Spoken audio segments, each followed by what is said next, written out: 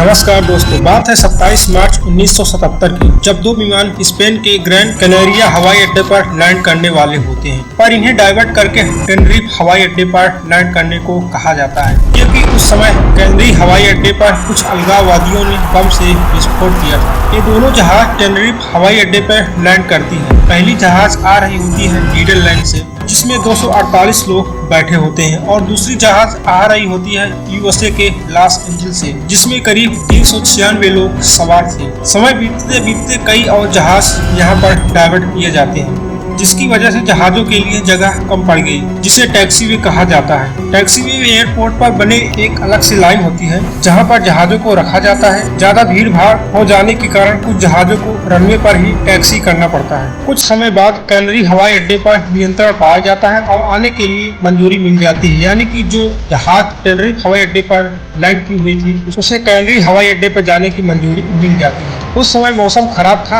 Runway पर काफी कोहरा छाया हुआ था। पहली फ्लाइट KLM 4805 को परमिशन मिलता है कि रनवे पूरी लंबाई तक जाए और फिर वहां से टेक ऑफ करने की स्थिति में आए, और दूसरा विमान पैन AM फ्लाइट 1736 टैक्सी करने के लिए आगे बढ़ रहा होता है। वहीं दूसरी ओर फ्लाइट KLM 4805 टेक ऑफ करने के लिए स्पीड तेज करता है। कोहरा की वजह से कुछ भी दिखाई नहीं दे रहा था आगे, और जहाज एक दूसरे से टकरा जाते हैं और उसमें सवार सभी 583 लोग की मृत्यु हो जाती है। ये हादसा एयरपोर्ट की सबसे दर्दनाक हादसा बन जाती है। आखिर क्यों वे विमान आपस में टकरा गए, क्या गलती थी?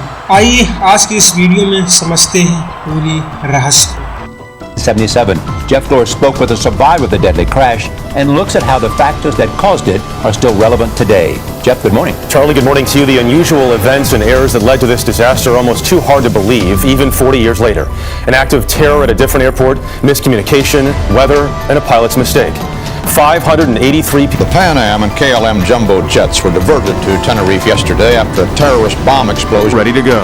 Pan Am pilots heard this, became startled, clicked their mic to say, hey, we're still on. दोस्तों, अगर आप हमारे चैनल पर नए हैं, चैनल को सब्सक्राइब कर लें ताकि आने वाले हमारे सभी वीडियोस आपको प्राप्त हो सके, और पिछली वीडियो जो यूट्यूब पर दी गई है वो भी आपको प्राप्त हो जाएगी। चलिए शुरू करते हैं। दोस्तों, इस कहानी को जानने से पहले हमें पहले दोनों जहाज़ों के बारे में जानना जरूरी है। पहली फ्लाइट KLM 4805 जो 248 पैसेंजर को लेकर नीदरलैंड के एम्स्टर्डम एयरपोर्ट से टेक ऑफ करती है और आ रही होती है स्पेन के कब्जे वाले साउथ वेस्ट में लोकेटेड ग्रैंड कैनेरिया आइलैंड पर, और दूसरा एयरप्लेन पैन AM फ्लाइट 1736 जो अमेरिका के लॉस एंजल्स एयरपोर्ट से टेक ऑफ करती है और उसके बाद न्यूयॉर्क के कैनेडी इंटरनेशनल एयरपोर्ट पर रुकती है, और वहां पर कुछ और व्यक्ति सवार होते हैं। उसके बाद वहां से टेक ऑफ करती है और सीधी आ रही होती है ग्रैंड कैनेरिया एयरपोर्ट पर, कुल मिलाकर 280 पैसेंजर के साथ, और इसमें बैठे हैं 16 क्रू मेंबर। दोस्तों, canary group of island Atlantic ocean में मोरक्को के करीब 600 किलोमीटर वेस्ट में स्थित है। यहाँ पर छोटे से लेकर बड़े बड़े द्वीप पाए जाते हैं, जैसे कि टेनरिफ आइलैंड और ग्रैंड कैनेरिया आइलैंड। जो दोनों जहाज आ रही होती हैं ग्रैंड कैनेरिया आइलैंड पे आ रही होती है, और इन्हें डाइवर्ट करके टेनरिफ आइलैंड पर जाने को कहा जाता है। यह टूरिस्ट के लिए बहुत फेमस भी है। साल 1977 में विश्व भर में कई देश स्वतंत्र हुए। कैनेरिया ग्रुप ऑफ आइलैंड भी स्वतंत्र होना चाहता था और एक नया देश बनना चाहता था, जिसकी वजह से कई दंगे वहाँ पर हुए थे। उसी में से एक अलगाववादी ग्रुप उस एयरपोर्ट पर हमला किए थे, जिसकी वजह से 8 लोगों की मौत हो जाती है, और वहाँ पर आने वाली सभी फ्लाइट को लैंड करने के लिए परमिशन नहीं दिया जाता। तो इन फ्लाइट को टेनरिफ आइलैंड पर स्थित टेनरिफ हवाई अड्डे पर डाइवर्ट कर दिया जाता। पैन AM फ्लाइट 1736 वहाँ जाने से मना कर देता है और कहता है कि हम साउथ अमेरिका के ब्राजील में लैंड कर लेंगे, उसके बाद वहाँ जाएंगे, यानी कि ग्रैंड कैनेरिया आइलैंड पर लैंड करेंगे। लेकिन फ्लाइट KLM 4808 टेनरिफ आइलैंड के टेनरिफ एयरपोर्ट पर लैंड हो जाता है। कुछ घंटों बाद पैन AM फ्लाइट 1736 ब्राजील न जाकर टेनरिफ एयरपोर्ट पर ही आता है। इसी के साथ कई और जहाज भी यहाँ पर डाइवर्ट किए जाते हैं, जिसकी वजह से जहाज के लिए टर्मिनल के पास जगह नहीं बच पाता है, को खड़ा किया जाता है या रखा जाता है। उसे टैक्सीवे कहा जाता है। टैक्सीवे रनवे से हटकर एक अलग सी रोड होती है, जहाँ पर सभी जहाजों को लाइन में खड़ा रखते हैं। इस एयरपोर्ट पर जहाज को टैक्सीवे तक जाने के लिए 4 रास्ते थे, पहला, दूसरा और तीसरा, चौथा। 2 घंटे बाद कनेरिया एयरपोर्ट पर अलगाववादियों पर नियंत्रण पाया जाता है। सभी को पुलिस द्वारा गिरफ्तार कर लिया जाता है और इधर टेनरिफ एयरपोर्ट पर लैंड सभी जहाजों को ग्रैंड कनेरिया आइलैंड पर आने की परमिशन मिल जाती है। लेकिन जहाजों की भीड़ कुछ ज्यादा ही थी। वहाँ पर सिर्फ एक ही रनवे था। आपको जरूर पता होना चाहिए कि समुद्र में स्थित आइलैंड पर कोहरा का कहर दिन में भी बरकरार रहता है। कुछ ऐसा था उस दिन। मौसम भी खराब था, हल्के बादल छाए हुए थे। अब ट्रैफिक कंट्रोल KLM फ्लाइट को रनवे की पूरी लंबाई तक जाने का निर्देश देते हैं। इस मैप को देख सकते हैं। फिर वहाँ से 180 डिग्री मुड़कर टेक ऑफ करने की सिचुएशन में आने को कहा जाता है। इसके तुरंत बाद पैन AM को निर्देश मिलता है कि ये भी टेक ऑफ करने के लिए सीधे जाए और तीसरे रास्ते से